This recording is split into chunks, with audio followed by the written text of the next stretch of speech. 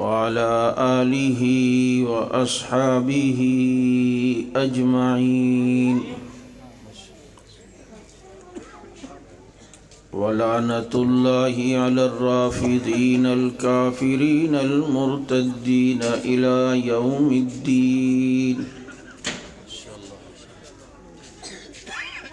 أما بعد فأعوذ بالله من الشيطان الرجيم. بسم الله الرحمن الرحيم.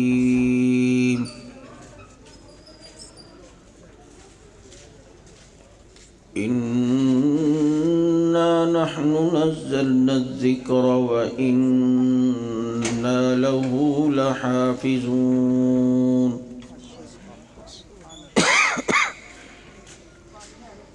قال النبي صلى الله عليه وسلم: القرآن حجة لك أو عليك. صدق الله وصدق رسوله النبي الكريم ونحن على ذلك لمن الشاهدين والشاكرين والحمد لله رب العالمين. يا رب صل وسلم دائما أبدا على حبيبك خير الخلق كلهم. هو الحبيب الذي ترجى شفاعته لكل هول من الأهوال مقتحم.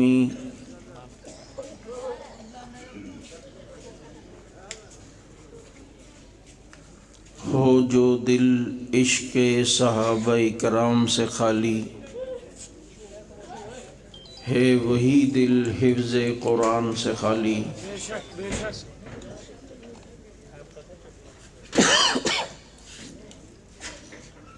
اور جسے صدیق کی صداقت کا اعتراف نہیں وہ لاکھ سجدے کرے یہ گناہ معاف نہیں. دلوں میں بغض ابو بکر اور بدن پر حج کا لباس یہ تیرے نصیب کے چکر ہیں طواف نہیں. اور زینت کے خزانے کو الماس کہتے ہیں لگے طلب پانی کی اسے پیاس کہتے ہیں. یوں تو سب کی پیاس بجھاتا ہے دریا جو دریا کی پیاس بجھائے اسے عمر بن خطاب کہتے ہیں. اور جسے پتہ ہی نہیں اپنے باپ کا وہ کیا بگاڑ لے گا عمر بن خطاب کا. اور پھول ماریں گے نہ کلی ماریں گے امام ماریں گے نہ ولی ماریں گے. ہو جس دل میں بغض اصحاب رسول کا عمر کے درے سے اسے علی ماریں گے. اور یہ سچ ہے کہ خطرہ اغیار بہت ہے پر کیا کریں صحابہ سے پیار بہت ہے. اس لیے کہ صحابہ کے کھاتے لگ گیا جس کا خون لا خوف علیہم ولا هم یحزنون. درود پاک.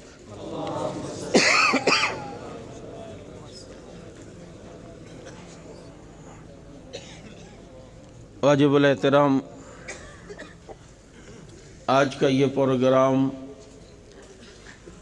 حسن ابن علی رضی اللہ تعالی عنہما کے نام سے معنون اس مدرسے میں بچوں کی حوصلہ افزائی کے لیے ہوا ہے. جناب عبدالقیوم صاحب، حافظ اکرم صاحب اور یہ پورے علاقے کے ذمہ داران قابل تحسین بھی ہیں قابل تعریف بھی ہیں کہ اس گئے گزرے دور کے اندر عظمت اصحاب رسول کی بات کرنے کا اور آپ لوگوں کو سننے کا موقع دیتے ہیں. میرے دوستو،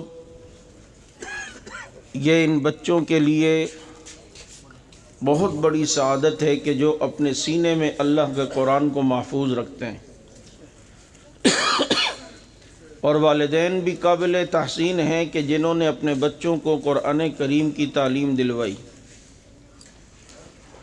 قرآن کریم وہ عظیم کتاب ہے کہ جس کو اللہ رب العزت نے اپنی حفاظت میں لیا اور قیامت تک یہ قرآن محفوظ رہے گا۔ اور قرآن وہی ہے جو لوح محفوظ سے نبی تک آیا اور نبی نے صحابہ کو دیا اور پھر وہ ابو بکر صدیق کے دور میں کتابی شکل میں لکھا گیا۔ اس لیے میں آپ سے یہ عرض کر رہا ہوں کہ ایک طبقہ وہ بھی ہے کہ جو قرآن کو نہیں مانتا لیکن آپ کے سامنے آ کے کہے گا کہ ہم تو قرآن کو مانتے ہیں، تو آپ نے سوال یہ کرنا ہے کون سا قرآن؟ جب پہلا سوال آپ یہ کریں گے تو اسے جھٹکا لگے گا، وہ سمجھ جائے گا یہ مرید جھنگوی کا لگ رہا ہے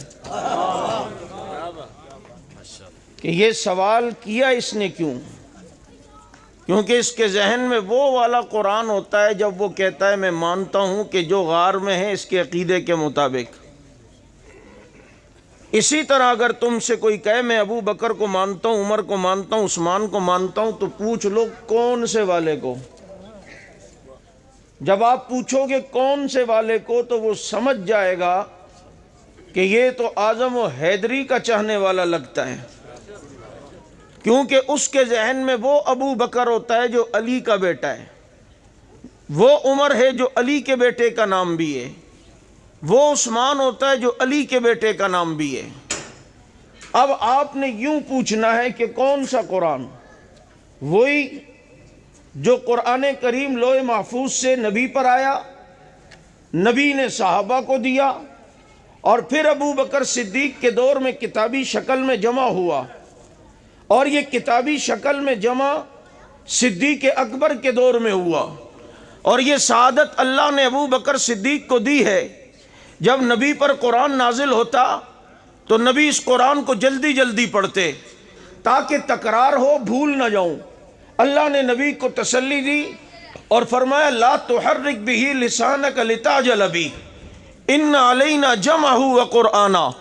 اے نبی آپ زبان کو جلدی جلدی حرکت نہ دیں، اس قرآن کو جمع کرنا ہمارے ذمے ہے، اس قرآن کو جمع کرنا رب نے اپنے ذمے لیا۔ صدیق میں تیری جوتی پہ قربان جاؤں کہ قرآن کو جمع کرنے کا ذمہ جو اللہ نے لیا اور اللہ نے وہ ذمہ ابو بکر صدیق سے پورا کروایا، ان کے دور میں لکھا گیا۔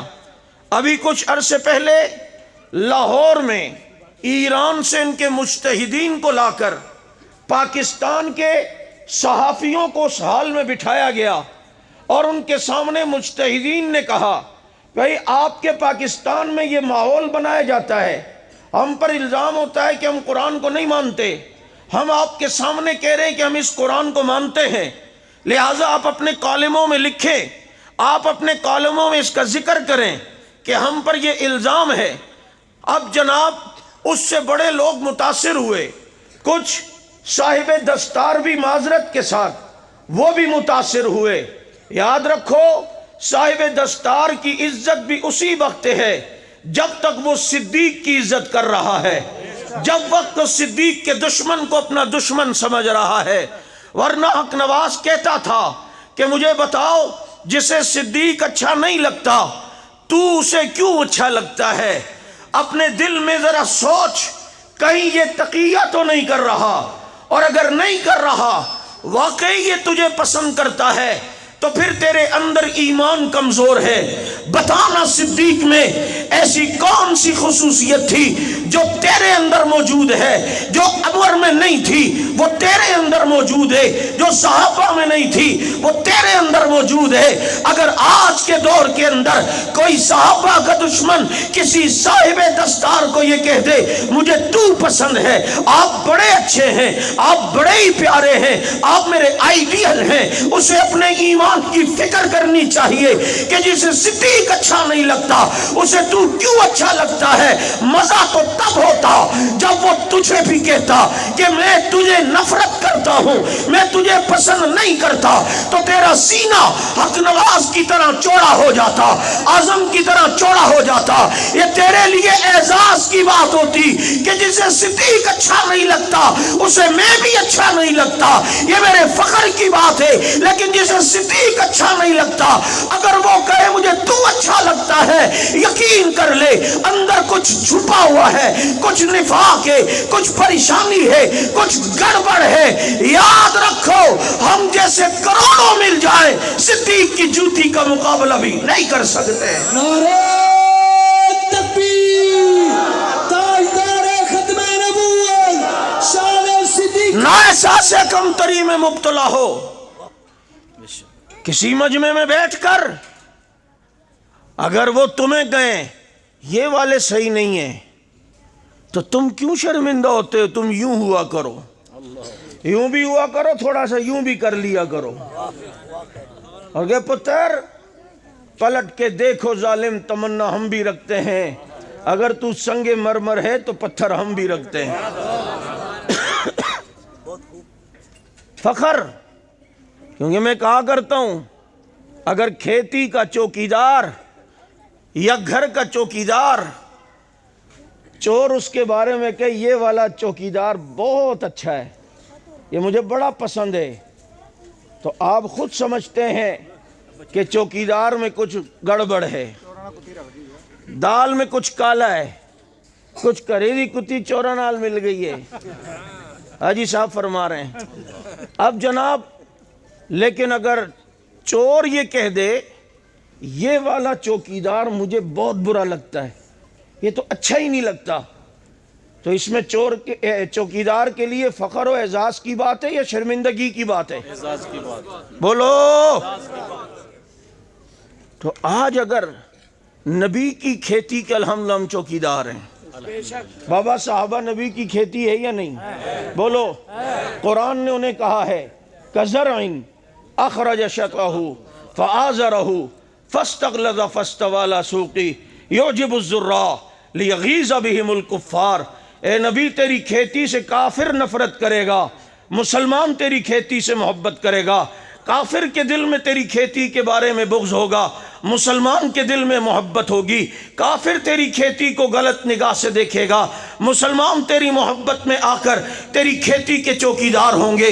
آج ہم اس کھیتی کے چوکیدار ہیں۔ اگر چور ہمیں یہ کہہ دے یہ والے چوکیدار مجھے پسند نہیں ہیں، یہ لدھیانوی مجھے پسند نہیں ہے، فاروقی میرے پسند نہیں ہے، خدا کی قسم پھر لدھیانوی اور فاروقی کے قافلے میں شامل ہو جانا میرے لیے اعزاز کی بات ہے، میرے لیے فخر کی بات ہے۔ میں عرض کر رہا تھا لاہور میں انہوں نے یوں کی کانفرنس اور کہا آپ لکھو کہ ہم قرآن کو مانتے ہیں۔ بڑے بڑے لوگ متاثر ہوئے کہ جناب وہ تو کہہ رہے ہیں۔ میں نے کہا افسوس یہ ہے کہ ہم میں سے کسی کو نہیں بٹھایا، ہمیں بٹھا کے بولیں۔ ہم بلی کو تھیلے سے باہر نکالنے کا فن حیدری سے سیکھ چکے ہیں۔ کوئی یہ نہ سوچے حیدری چلا گیا اب کوئی پڑھ پڑھ کر لے گا، انشاءاللہ اس کے روحانی بیٹے آج بھی موجود ہیں، اور دل جلوں کو پڑا فلک سے کام نہیں، جلا کے راکھ نہ کر دیں صحابہ کے غلام نہیں۔ ہمارے سامنے کوئی ہو، تمہیں بھی بتلا رہا ہوں، صرف مزے لینے کے لیے تقریریں سننا چھوڑو جو حضرت حیدری شہید کہتے تھے۔ کوئی بات ہو، دلائل ہو، سامنے ہو، کوئی بیٹھے، کوئی گفتگو کرے تو تو اسے بات کر سکے۔ آپ کو کون سے قرآن کو؟ کوئی اسی قرآن کو جو صدیق کے دور میں لکھا گیا، جس پر تمام صحابہ کا اجماع ہوا؟ وہ کہے گا ہاں ہاں بالکل یہی والا قرآن جس پر تمام صحابہ کا اجماع ہوا۔ تو پھر اگلی بات اس سے کرنی ہے، آپ نے کہنا ہے کہ قرآن جیسی افضل کتاب کو صحابہ کے اجماع سے مان رہا ہے۔ اب اگر تو قرآن کو حقیقی معنوں میں مانتا ہے تو اگلی بات جو میں کر رہا ہوں پھر اسے بھی تسلیم کرنا ہوگا، اسے پھر یاد دلا یہی والا قرآن جو صدیق کے دور میں لکھا گیا، جس پر تمام صحابہ کا اجماع ہوا کہ یہی قرآن ہے، صحابہ نے اس پر اجماع کیا تھا، وہ کہے گا ہاں ہاں یہی والا قرآن۔ تو قرآن کو صحابہ کے اجماع سے مانتا ہے، ابو بکر کی خلافت کو صحابہ کی اجماع سے کیوں نہیں مانتا؟ نہیں سمجھ آئی؟ بھائی ابو بکر خلیفہ بلا فصل، اس پر مشاورت صحابہ کی ہوئی اور پھر تمام صحابہ کا اجماع ہوا۔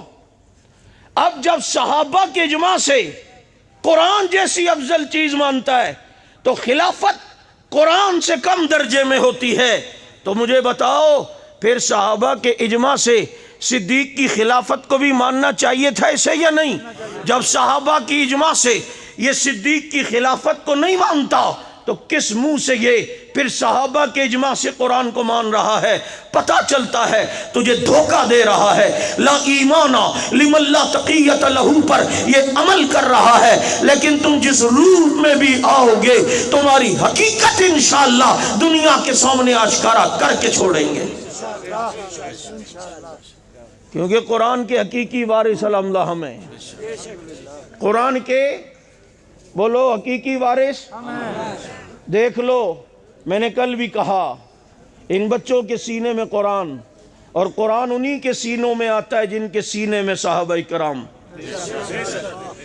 جن کے سینے میں بولو، جن کے سینے میں یہ قرآن صحابہ نبی لازم ملزوم ہے۔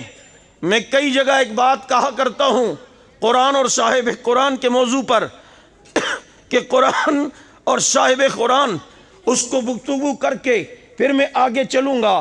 اس عنوان پر میں گفتگو کرتا ہوں کہ اللہ نے ہمیں دو قسم کے قرآن دیے، ایک قرآن کتابی شکل میں، ایک قرآن محمد الرسول اللہ کی شکل میں، یعنی یہ بھی قرآن ہے جو ہمارے پاس ہے، اور میرا نبی بھی قرآن ہے، یہ کتاب اللہ وہ محمد الرسول اللہ، یہ بھی قرآن وہ بھی قرآن، یہ بھی لا شک وہ بھی لا شک، یہ بھی لا ریب وہ بھی لا ریب۔ ادھر دیکھو تو دل نہ بھرے، ادھر دیکھو تو دل نہ بھرے، یہاں دیکھو تو ستریں کالی، وہاں دیکھو تو زلفیں کالی، یہاں دیکھو تو لا ریب ہے، وہ دیکھو تو لا ریب ہے، یہ دیکھو تو لا شک ہے، وہ دیکھو تو لا شک ہے۔ اس قرآن میں بھی والضحیٰ، اس کے چہرے پہ بھی والضحیٰ، ادھر بھی یاسین، اس کے دانتوں پہ یاسین، ادھر ما زاغ البصر، اس کی آنکھوں میں ما زاغ البصر، یہاں واللیل، محمد کی زلفوں میں واللیل، یہاں علم نشرح، اس کے سینے میں علم نشرح۔ یہ بھی قرآن ہے، نبی بھی قرآن ہے، یہ بھی قرآن وہ بھی قرآن۔ ہاں فرق اتنا ضرور ہے، فرق اتنا ضرور ہے، جو اس قرآن کو پڑھے وہ قاری بنے، اور جو اس قرآن کو پڑھے وہ صحابی بنے۔ جو اس قرآن کو پڑھے قاری بنے، جو اس قرآن کو پڑھے صحابی بنے۔ یہ اگر متن ہے وہ قرآن اس کی تشریح ہے، یہاں ستریں کالی ہیں، ادھر محمد کی زلفیں کالی ہیں، یہ بھی قرآن ہے، یہ بھی قرآن ہے، یہ کتاب اللہ ہے، وہ محمد الرسول اللہ ہے۔ اس قرآن کو دیکھو دو گتوں کے درمیان محفوظ، اس قرآن کو دیکھو آج بھی دو سچوں کے درمیان محفوظ۔ یہ بھی قرآن میرا نبی بھی۔ پھر اس قرآن کے پارے ہیں، یہ پہلا پارا، دوسرا پارا، تیسرا پارا، الاخری 30 پارے۔ یہ قرآن تعارف کرواتا ہے اپنے پاروں سے، وہ قرآن تعارف کرواتا ہے اپنے یاروں سے۔ اس نے تعارف کروایا اپنے پاروں سے، اس نے تعارف کروایا اپنے۔ پھر اس قرآن کی صورتیں ہیں، علماء سے پوچھو، ہر صورت کا ایک موضوع ہے۔ سورہ بقرہ موضوع یہودیت کا رد، سورہ ال عمران موضوع عیسائیت کا رد، سورہ نساء عورتوں کے مسائل بتاتی ہے، سورہ مائدہ فقہ کا درس دیتی ہے۔ ہر سورت کا موضوع، یہ انفال اور توبہ ہے، جہاد اس کا موضوع ہے۔ سورہ قصص تاریخ کا علم بتاتی ہے، سورہ فرقان حق باطل میں فرق کرتی ہے، سورۃ نور حیا کا درس دیتی ہے، سورۃ صف بہادری سکھاتی ہے۔ یہ قرآن کی صورتیں ہیں۔ آئیے پھر میرا نبی بھی قرآن ہے، اس کی بھی صورتیں دیکھتے ہیں۔ یہاں سورہ بقرہ ہے جو یہودیت کا رد ہے، وہاں سورۃ عبداللہ ابن سلام ہے جو یہودیت کے رد کا بڑا عالم ہے، یہاں سورۃ ال عمران ہے عیسائیت کا رد اس کا موضوع ہے، وہاں سورۃ سلمان فارسی ہے عیسائیت کے رد کا بہت بڑا عالم ہے، یہاں صورت نساء ہے، عورتوں کے مسائل بتاتی ہے، وہاں صورت عائشہ ہے، عورتوں کے مسائل بتاتی ہے، یہاں صورت مائدہ ہے، فقہ اس کا موضوع ہے، یہاں صورت عبداللہ ابن مسعود ہے، فقہ اس کا موضوع ہے، وہاں انفال و توبہ ہے، جہاد اس کا موضوع ہے، وہاں خالد ابن ولید ہے، ابو عبیدہ بن جراح ہے، جہاد اس کا موضوع ہے، یہاں صورت قصص ہے، تاریخ کا علم بتاتی ہے، وہاں صورت صدیق ہے، تاریخ کا بہت بڑا عالم ہے، یہاں صورت فرقان ہے، حق باطل میں فرق کرتی ہے، وہاں صورت فاروق ہے، حق باطل میں فرق کرتا ہے، وہاں صورت نور ہے، یہاں صورت ذوالنورین ہے، وہاں صورت صف ہے، یہاں صورت علی ہے، یہ ساری صورت مل کے اس قرآن کے پارے بنے۔ تو پھر مجھے کہنے دے، یہ قرآن تعارف کرواتا ہے اپنے پاروں سے، اور وہ قرآن تعارف کرواتا ہے اپنے یاروں سے۔ تکبیر، تاجدار ختم نبوت، شان صحابہ، مقام صحابہ، دفاع صحابہ، حضرت مولانا رب نواز حنفی صاحب۔ ماشاءاللہ ماشاءاللہ۔ وہ بھی قرآن، میرا نبی بھی۔ بولو۔ میں کہا کرتا ہوں ایک جملہ عموماً، اس قرآن کی تو رحل بھی ہوتی ہے، مسجد میں ہم دیکھتے ہیں رحل پہ رکھتے ہیں، نہیں سمجھے؟ میرا نبی بھی تو قرآن ہے، یا اللہ اس کی رحل کہاں ہے؟ اس کی رحل کہاں ہے؟ ہائے ہائے، اس کی رحل ہم دیکھتے ہیں صدیق اکبر۔ میں کہتا ہوں نا، جب نبی کے گھر کو چاروں طرف سے کافروں نے گھیرا اور نبی نے علی کو اپنے بستر پہ سلا دیا کہ علی میرے بستر پہ سو جا، تاکہ یہ باہر جتنے بھی کافر ہیں یہ تجھے نبی سمجھتے رہیں، حالانکہ تو علی ہے نا، ولی بھائی۔ نبی نے اسی لیے سلایا تھا نا، باہر کافر تھے، ادھر بھی کافر، ادھر بھی، اسی لیے کہہ رہا ہوں باہر جو کافر ہے وہ تجھے نبی سمجھتے رہیں گے اور وہ سمجھیں گے تو نبی، حالانکہ تو علی ہے، ولی ہے، گل کی کلی ہے، چمن کی کلی ہے۔ اصل میں نبی نے مٹی اٹھائی نا جو پھینکی، ان کی آنکھوں میں گئی تو ان کی آنکھوں کی لائٹیں بند ہو گئی تھی، آج تک پھر اس نے لائٹ بند کرنا مذہب بنا لیا۔ اب جناب ان کی آنکھوں میں گئی، نبی نے دکھایا، مارا، آنکھوں میں گئی، سوئے ہوئے علی نبی لگ رہے تھے، نبی نے اپنی چادر میں سلا دیا۔ علی رضی اللہ تعالیٰ عنہ فرماتے ہیں مجھے ساری زندگی اس رات میٹھی نیند آئی جب میں محمد کی چادر میں سویا تھا، جب میں ہائے ہائے یا ایھا المزمل یا ایھا المدثر، اس چادر میں علی سوئے۔ کہتے ہیں مجھے اتنی میٹھی نیند کبھی نہیں آئی جتنی محمد کی چادر میں آئی۔ ایک رات علی نبی کی چادر میں آئے، سکون سے سوئے، میٹھی نیند سوئے، کیونکہ نبی کی چادر میں نیند میٹھی آتی ہے، نبی کی چادر میں نیند مزے کی آتی ہے، نبی کی چادر میں نیند سکون کی آتی ہے، رحمت والی چادر ہے نا۔ اب آئیے، علی ایک رات سوئے، کہتے مجھے اس رات زیادہ میٹھی نیند آئی کیونکہ میں نبی کی چادر میں تھا۔ اب نبی کے ایک صحابی ہیں جنہیں حضرت معاویہ رضی اللہ عنہ کہا جاتا ہے، جاتے ہوئے اپنے خادم سے کہا یہ صندوق میں خزانہ نکالو، میں دنیا سے جانے والا ہوں۔ اس نے تالا کھولا، اندر سے چادر ملی، کہا حضرت آپ تو کہہ رہے تھے خزانہ ہے، یہ تو چادر ہے۔ کہا تجھے کیا پتا یہ خزانوں سے بڑا خزانہ ہے، یہ میرے نبی کی چادر ہے۔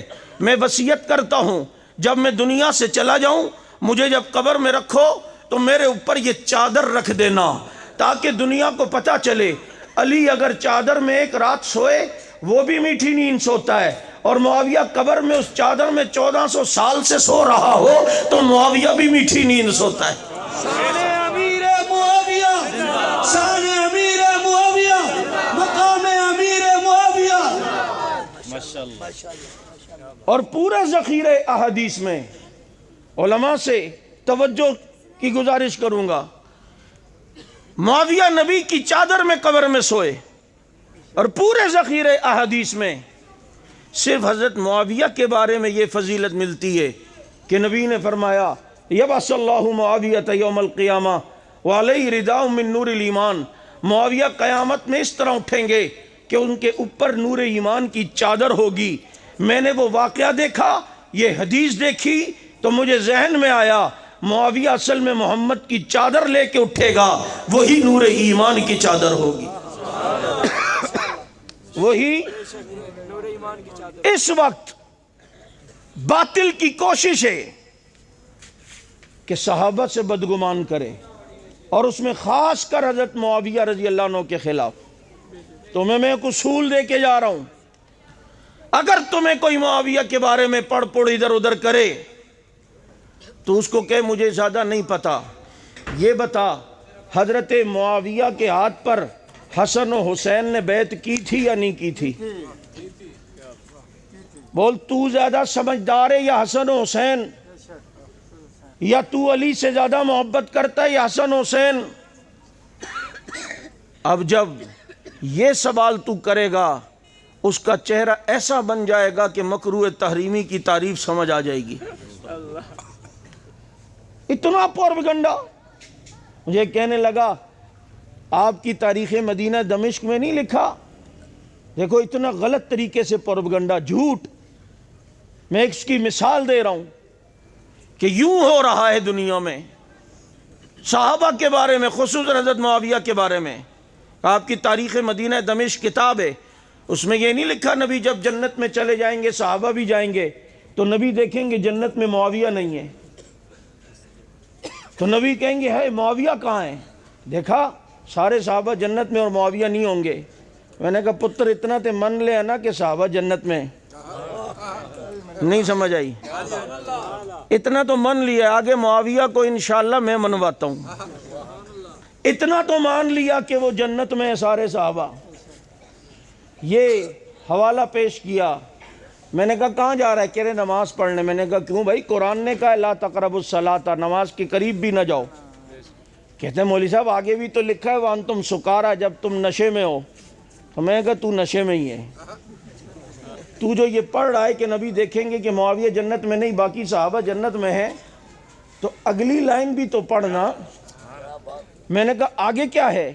نبی 80 سال کے بعد دیکھیں گے معاویہ زبرجد کی اونٹنی میں آ رہے ہیں، نبی فرمائیں گے معاویہ تو کہاں رہ گیا تھا؟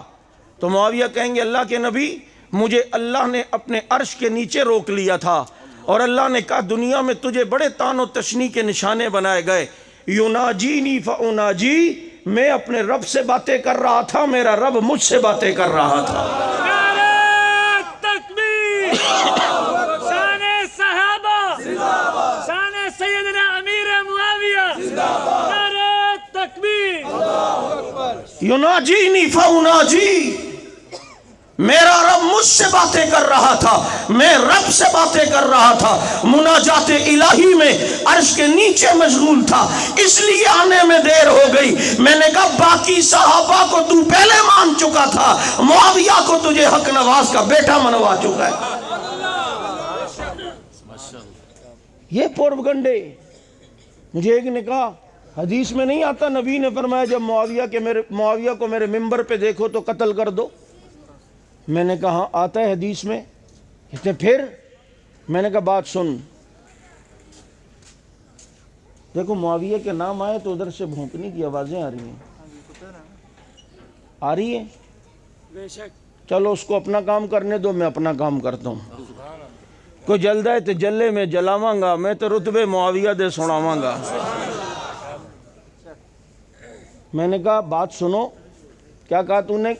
ادھر نبی نے فرمایا معاویہ کو میرے ممبر پہ دیکھو تو قتل کرو۔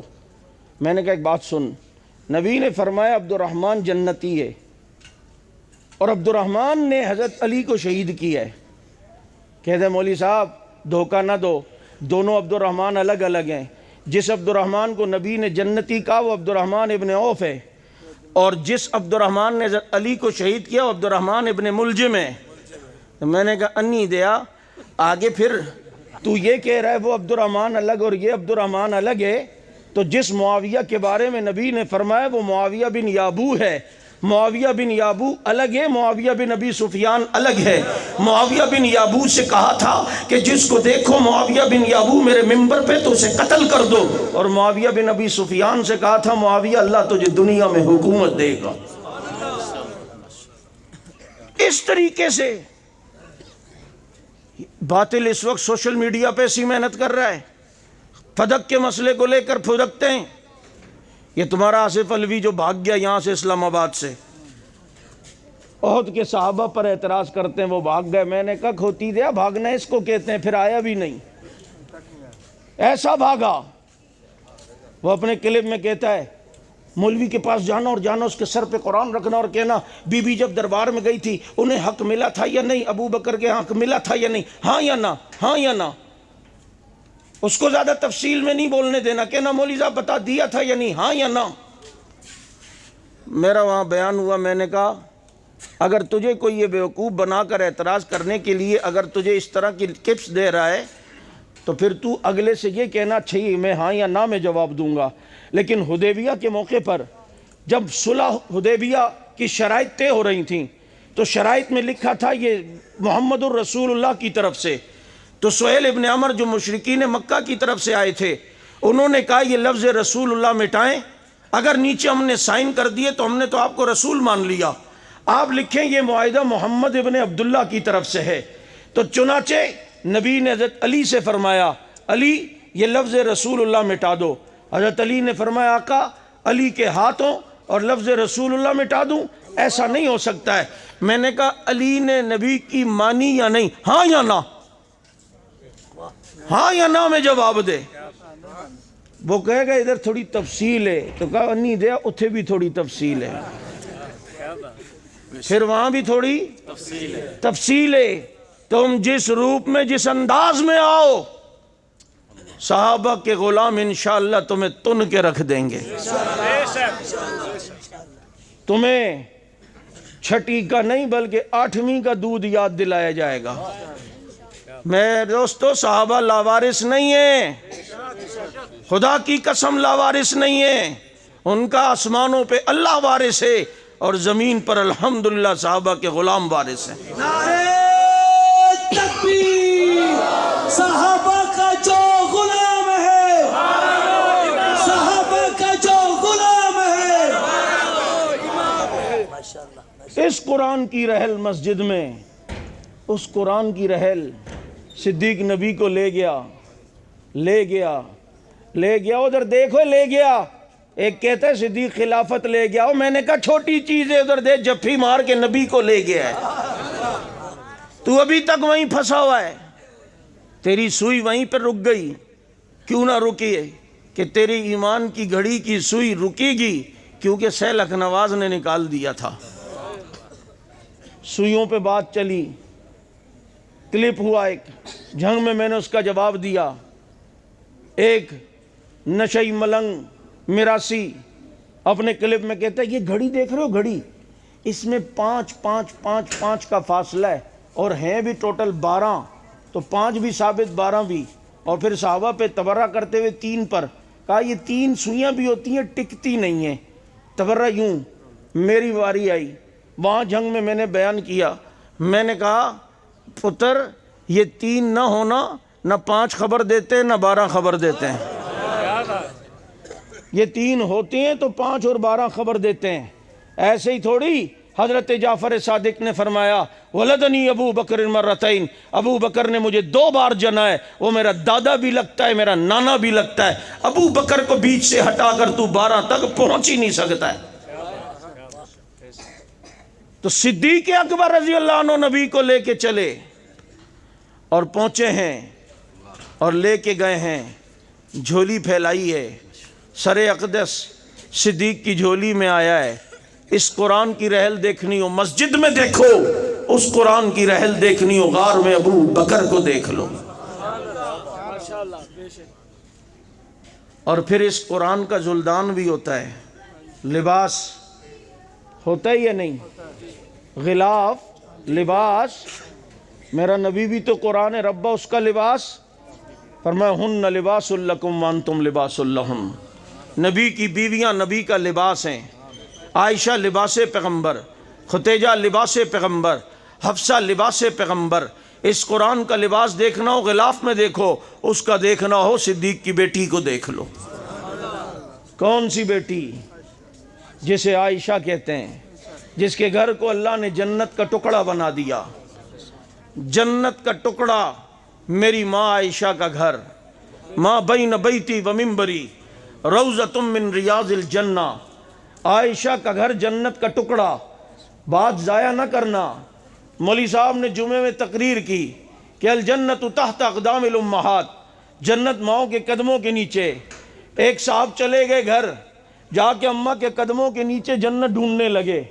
شام کو واپس آئے، مولوی صاحب آپ تو کہہ رہے تھے ماں کے قدموں کے نیچے جنت ہے، مجھے تو نیچے قالین نظر آئی، نیچے چپل اور جوتی نظر آئی۔ مولوی صاحب کہتے ہیں اللہ کے بندے، ماں کے قدموں کے نیچے جنت سے مطلب یہ نہیں کہ حقیقی جنت ہے، سامنے نظر تھوڑی آتی ہے۔ ماں کی خدمت کر تو جنت ہے، ماں کا احترام کر تو جنت ہے، ماں کی عزت کر تو جنت ہے، یہ مراد تھی۔ سامنے کہیں میں بیٹھا، میں نے کہا ذرا کیا مسئلہ ہے؟ کہتا ہے یار مولوی صاحب نے کہا تھا ماں کے قدموں کے نیچے جنت ہے، میں سمجھا حقیقی جنت ہے۔ میں نے کہا ایک ماں کو میں جانتا ہوں، جب وہ اپنے گھر پہ ہوتی تھی تو جنت اس کے قدموں کے نیچے نظر آتی تھی۔ کہتا ہے ایسی کون سی ماں ہے؟ میں نے کہا وہ عائشہ ہے، جس کے گھر کو جنت کا ٹکڑا کہا گیا۔ جب وہ اپنے گھر پہ کھڑی ہوتی ہے، جنت اس کے قدموں کے نیچے حصی طور پر نظر آتی ہے۔ تصورات میں جا کے وجدان کہتا ہے سامنے علی ہوں گے، ادھر عائشہ اپنے گھر پہ ہوں گی، اور نبی فرما رہے ہوں گے علی جنت ماں کے قدموں کے نیچے ہے۔ شان امی عائشہ صدیقہ، مقام امی عائشہ صدیقہ، عصمت امی عائشہ صدیقہ۔ جنت ماں کے قدموں کے نیچے۔ آج ماں پر انگلی اٹھے اور تہمت لگے، میں ایک جملہ کہا کرتا ہوں، آج حالات کو دیکھ کر عائشہ کا بیٹا یہ کہ ابھی وقت نہیں ہے بولنے کا، ابھی حالات نہیں ہے، ابھی وقت نہیں ہے۔ میں نے کہا حلالی ماں کے حق میں بولتا ہے چاہے وقت نہ بھی ہو۔ دیکھ لے وقت تو اس ایک دن کے بچے کا بھی نہیں تھا جسے عیسیٰ کہتے ہیں، لیکن انگلی ماں پہ اٹھی تو عیسیٰ بولا، ایک دن کا بولا۔ قوم کے پاس بچہ اٹھا کے لائی، کہا یا اخت ہارون ما کان ابوک امرأ سوء وما کانت امک بغیہ۔ یہ کہاں سے بچہ لے آئی؟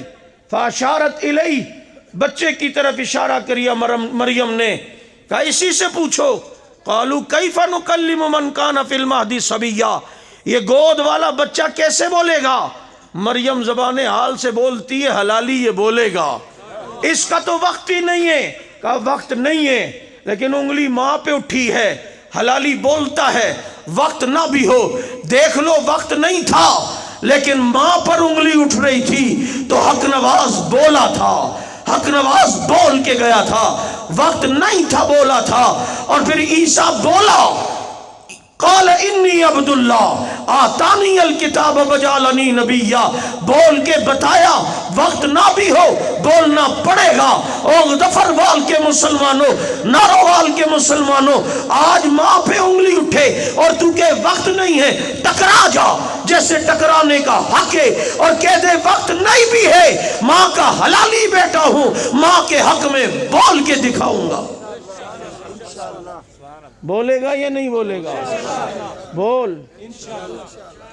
حالات ہوتے ہیں کبھی اونچ نیچ ہو جاتی ہے، لیکن اونچ نیچ کی پرواہ نہ کر۔ ہمارے کارکنوں کو اللہ نے جو مزہ دیا ہے نا، اس میں ہمیں کتنی بار لوگ کہتے ہیں مولوی صاحب یار ہر وقت خطرہ، یہ وہ پتہ نہیں کب اندر ہو جاؤ، کب زندگی تو بڑی ڈپریشن میں تکلیف میں گزرتی ہوگی۔ میں نے کہا جو سکون یہاں ہے وہ بادشاہوں کو بھی نہیں ہے۔ میں نے کہا تو کیا سمجھ رہا ہے سیٹوں میں سکون ہے، سیاست میں سکون ہے؟ اگر سکون ہے تو آج کوئی باہر بیٹھا ہے، کوئی ادھر گیا ہوا ہے، کوئی ادھر گیا ہوا ہے، کسی کی کانپیں ٹانگ رہی ہیں، کسی کی ٹانگیں کانپ رہی ہیں۔ میں نے کہا بتا، سکون تو وہاں بھی نہیں ہے۔ اور جہاں تک یہ بات ہے یہاں سکون ہے. کہتا ہے یار تکلیفوں میں نظر آتے ہیں کبھی کیا اور آپ کہتے سکون ہے مزہ ہے. میں نے کہا دیکھ ایک دیہاتی پنڈ سے گیا شہر, پہلی مرتبہ اس نے دکان میں دیکھا کوئی سیخ کباب کھا رہا ہے, گرم گرم سیخ سے نکالتا ہے, ہاتھ بھی جلتے ہیں, پھر منہ میں ڈالتا ہے, سی بھی کر رہا ہے, پسینے بھی آ رہے ہیں, ناک بھی بہنے لگتی ہے, آنسو بھی نکلتے ہیں. اس دیہاتی نے دیکھا اور کہا کتنا پاگل ہے, ابے پیاز کھا لیتا, چٹنی سے گزارا کر لیتا, سو بھی کر رہا ہے, سی بھی کر رہا ہے, آنسو بھی نکل رہے ہیں, ناک بھی بہ رہی ہے. میں نے کہا اس دیہاتی کو کیا پتا اس سو میں مزہ کتنا ہے, اس سی میں لذت کتنی ہے, اس نکلنے والے آنسوؤں میں سکون کتنا ہے. یہ تو اس کو بلاؤ اور ایک بوٹی نکال کے اس کے منہ میں رکھو, اسے پتا چلے گا اس سو میں مزہ کتنا تھا, اس سی میں مزہ کتنا تھا. اور تجھے کیا پتا بلال کو تپتے ہوئے انگاروں میں لیٹ کر وہ مزہ آتا تھا جو ابو جہل کو اپنے گرم اور نرم بستر پہ نہیں آتا تھا. خباب کو انگاروں میں جو سکون تھا وہ عتبہ اور شیبہ کو اپنے گھر کے صوفے پہ نہیں تھا, کیونکہ دشمنوں کو عیش و آب گل دیا, دوستوں کو اپنا درد دل دیا. ان کو ساحل پہ بھی طغیانی ملی, ہم کو طوفان میں بھی ساحل ملا. للکار ہے للکار ہے للکار ہے للکار ہے. آج یہ ختم قرآن کی تقریب جہاں ان بچوں کو مبارکباد دینے کے لیے منعقد ہے, وہاں ہمیں جھنجھوڑ کر یہ احساس بھی دلا رہی ہے آخر وہ کون تھے جنہوں نے قرآن ہم تک پہنچایا, وہ کون تھے جو قرآن ہم تک لے کر آئے, وہ کون تھے جنہوں نے قرآن کریم ہم تک پہنچانے کے لیے ہر قسم کی قربانی دی, دن کو دن نہیں سمجھا, رات کو رات نہیں سمجھا. اور اتنے عظیم لوگ کہ خدا کی قسم یہ قرآن لے کر دنیا میں پہنچے, دنیا میں پھیلے, دنیا میں چھائے. آج اگر ہمارا ایمان محفوظ ہے تو یہ صدقہ میرے نبی کے صحابہ کا ہے. ونڈو اے سی کمرے کو ٹھنڈا کرتا ہے, آپ کمرے میں ہوتے ہیں ٹھنڈ ہوتی ہے, لیکن جاؤ ونڈو اے سی کو ذرا پچھلی سائڈ سے دیکھو کتنی گرمائش ہو رہی ہوتی ہے, وہ خود کتنی سختی سے رہا ہوتا ہے, خود کتنی گرم سے چیز برداشت کر رہا ہے, لیکن تجھے تو ٹھنڈ دے رہا ہے.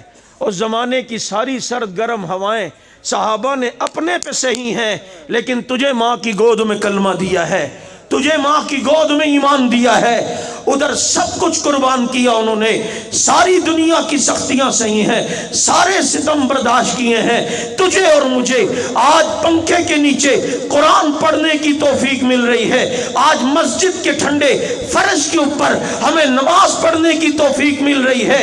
ایسی کی طرح ساری گرمیاں ساری سختیاں پیچھے صحیح صحابہ نے, اور سکون میں اور کلمہ, اور پھر پنکھے کے نیچے ماں کی گود میں کلمہ ہمیں دیا. تو خدا کی قسم احسان اگر ہم پر ہمارے ماں باپ کا ہے, اس سے کئی زیادہ احسان ہم پر نبی کے صحابہ کا ہے. صحابہ صحابہ صحابہ صحابہ صحابہ صحابہ صحابہ. کون صحابہ, کون صحابہ؟ تو اپنے پیر کے ہاتھ میں ہاتھ دیتا ہے, صحابہ وہ جنہوں نے نبی کے ہاتھ میں ہاتھ دیا ہے. تو اپنے شیخ سے گلے لگتا ہے, صحابہ وہ جو نبی سے گلے لگتے تھے. آج وظیفہ دیتے ہیں مولوی صاحب, کہتے ہیں اگر اولاد نرینہ نہ ہو رہی ہو, اب نیت کرنا اللہ بیٹا دے گا تو نام محمد رکھوں گا, تو اللہ اولاد نرینہ دے گا. اس میں محمد کی برکتیں ہیں, نام لو تو سکون ملتا ہے. ہم اس میں محمد کی برکتیں لیتے ہیں, اور صحابہ جس میں محمد کی برکتیں لیتے تھے. ہم اس میں محمد کی برکت لیں, اور صحابہ جس میں محمد کی برکت لیں. اور کتنا پیار ہے نبی کو ایک ایک صحابی سے. آپ اس سے اندازہ کرو, ایک جنازہ آیا ترمذی شریف میں, آپ نے سنا ہوگا علماء سے. آج ہمیں اخلاق کا درس دینے والوں, اس کا اخلاق دیکھو جو انک لعلی خلق عظیم ہے. سامنے جنازہ, نبی نے فرمایا اس مردود کا جنازہ نہیں پڑھا تھا. آقا کیوں؟ فرمایا انہ کان یبغض عثمان، اس کے دل میں میرے عثمان کا بغض ہے، اور جس کے دل میں عثمان کا بغض ہو میں محمد اس کا جنازہ نہیں پڑھاتا۔ پتہ چلتا ہے عثمان نبی کے صحابی ہیں، ان کا بغض جس کے دل میں ہو اس سے ہر قسم کا بائیکاٹ کرنا میرے نبی کی سنت ہے۔ بے شک بے شک، سے ہر طرح کا بائیکاٹ کرنا کس کا طریقہ؟ بولو کس کا طریقہ؟ کس کی سنت ہے؟ کس کا طریقہ ہے؟ ہائے نبی، نبی کے یار، نبی کے صحابہ۔ قرآن سے پڑھو، ہم نے بھی دورہ تفسیر کروایا، 1226 آیات ہم نے وہ جمع کی ہیں قرآن کی جو صحابہ کے بارے میں۔ کن کے بارے میں؟ کون صحابہ؟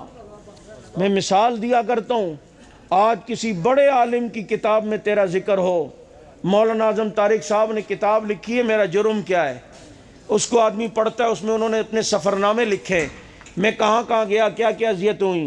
اچھا اس کتاب کے کسی صفحے میں آپ مطالعہ کر رہے ہو اور کسی صفحے میں یہ آ جائے کہ اعظم طارق صاحب نے لکھا ہو، میں ظفر وال سے گزر رہا تھا، ایک ساتھی نے مجھے پہچانا کارکن نے اور مجھے بوتل پلائی، وہ آپ میں سے کوئی ہو، آپ کو ایک دم جھٹکا لگے گا، آپ کہو گے یار یہ تو میں تھا، یقین کرو میں تھا، بیگم کو بھی لات مار کے اٹھائے گا، اٹھ تجھے میری قدر نہیں ہے، یہ دیکھ اتنے بڑے حضرت نے جو اپنی کتاب میں لکھا ہے یہ میں تھا۔